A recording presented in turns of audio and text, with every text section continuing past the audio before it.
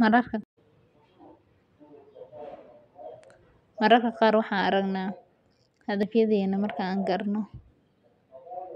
Ma aragno kaliya dadka oo nagu farxa ama sida anaga aan u farxay noogu farxay xitaa waxaan aragnaa kuwa hadafyadeena ka xun. Markaad tahay ruuxu wada daacad ah asagoo idil wada daacad ah balse aadan ogeyn cadowgeeda.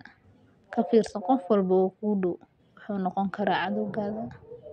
Xitaa midka agtaada joogo saaxiibkaaga ha noqdo, walaashaada ha noqoto. Laakiin ka feejignow dunidan.